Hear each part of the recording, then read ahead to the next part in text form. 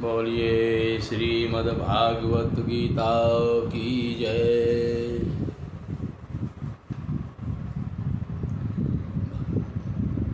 भगवान विष्णु लक्ष्मी जी कैसे कहते हैं, हे लक्ष्मी जी, माँ भगवती पार्वती को भगवान शिव ने, भोलेनाथ ने श्रीमद् भागवत गीता के 7वें अध्याय का जो महत्तम बताया था वो मैं आपको बताऊंगा। आप बड़े ध्यान मग्न होकर के सुनिए। भगवान शिव कहते हैं, पार्वती अब मैं आपको 7वें अध्याय का महत्तम बतलाता हूँ, जिसे सुनकर कानों में अमृत राशि भर जाती है। पाटलिपुत्र नामक एक दुर्गम नगर है, जिसका गोपुर यानी द्वार बहुत ही ऊंचा है। उस नगर में शंकुकर्ण नाम का एक ब्राह्मण रहता था। उसने वैश्यव्रती का आश्रय लेकर यानी व्यापार का आश्रय लेकर के बहुत धन कमाया, किंतु न तो कभी पितरों का तर्पण किया और न देवताओं का पूजन ही किया, बस धन उपार्जन में लगा रहा। वह धन उपार्जन में तत्पर होकर राजाओं को ही भोज दिया करता था। बड़े बड़े राजा महाराजा व्यापारियों को ही भोजन पर बुलाता था। एक समय की बात है, उस ब्राह्मण ने अपना चौथा विवाह करने के लिए पुत्रों और बंधुओं के साथ यात्रा की। मार्ग में आधी रात के समय जब वह सो रहा था, एक सर्प ने कहीं से आकर उसके हाथ में काट लिया। उसके काटते ही ऐसी अवस्था हो गई कि मणि मंत्र और औषधि आदि से भी उसके शरीर की रक्षा नहीं हो सकी। बिल्कुल असाध्य हो गया भी कि अब ये रोग ठीक नहीं होगा। इसके बाद कुछ ही क्षणों में उसके प्राण पखेरु भी हो गए। फिर बहुत समय के बाद वह प्रेत सर्प योनि में उत्पन्न हुआ। उसका चित्त धन की वासना में बंधा हुआ था। हाय धन, हाय धन, हाय रुपया, हाय पैसा। उसने पूर्व वृतांत को स्मरण करके अपने पूर्व जन्म के वृतांत को स्मरण किया और सोचा, मैंने जो घर के बाहर करोड़ों की संख्या में अपना धन गाड़ रखा है, इससे इन पुत्रों को वंचित करके स्वयं ही उसकी रक्षा करूँगा। एक दिन सांप की योनि से पीड़ित होकर पिता ने स्वप्न में अपने पुत्रों के सामने आकर अपना मनोभाव बताया।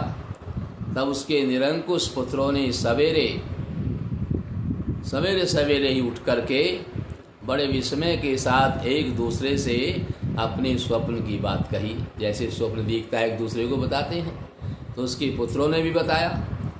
उनमें से जो बीच का बेटा था, कुदाल हाथ में लेकर के घर से निकला और जहाँ उसके पिता सर्प योनि धारण करके रहते थे उस स्थान पर गया।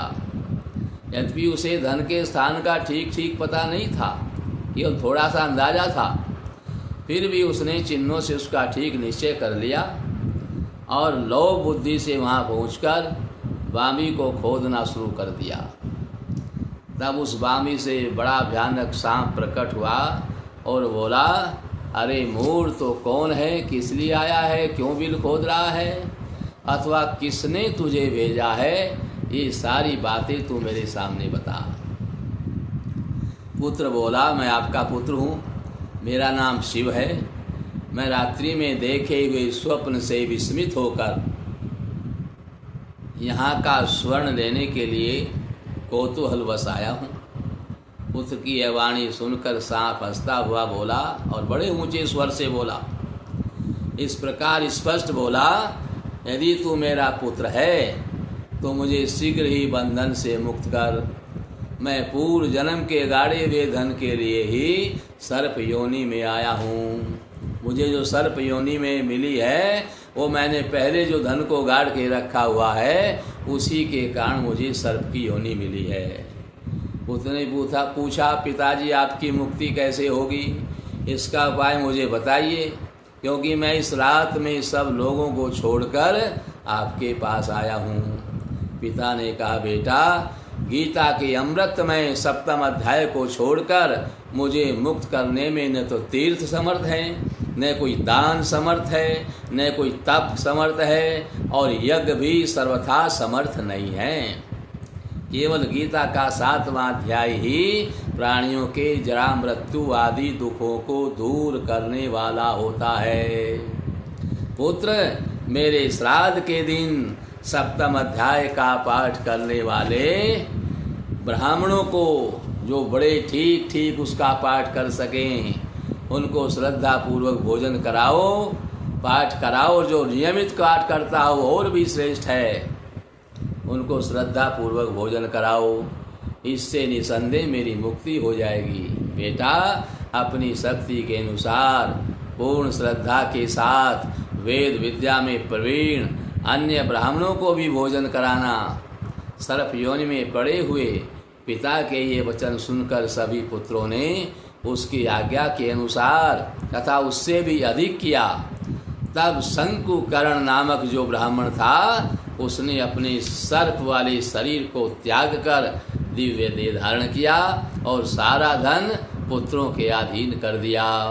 पिता ने करोड़ों की संख्या में जो धन बांट कर दिया था, उससे वे सदाचारी पुत्र बहुत प्रसन्न हुए। उनकी बुद्धि धर्म में लगी हुई थी, इसलिए उन्होंने बावली बनवाई, कुएं बनवाए, पोखरे बनवाए, यज्ञ करवाए और देव मंदिर बनवाए और उसमें ही सारे धन का उपयोग किया। और अन्नशाला भी बनवाई, अन्न क्षेत्र खुलवाए। इसके बाद 7वें अध्याय का सदा जप करने लगे और उन्होंने भी स्वयं भी मोक्ष प्राप्त किया। भगवान शिव कहते हैं, पार्वती, यह तुम्हें 7वें अध्याय का महत्तम बतलाया गया है, जिसके श्रवण मात्र से मानव सब पातकों से मुक्त होकर के मेरे धाम को प्राप्त होता है। इसलिए गीता के 7वें अध्याय का पाठ करने से मोक्ष की प्राप्ति होती है। पापी से पापी व्यक्ति भी मोक्ष को प्राप्त कर लेता है।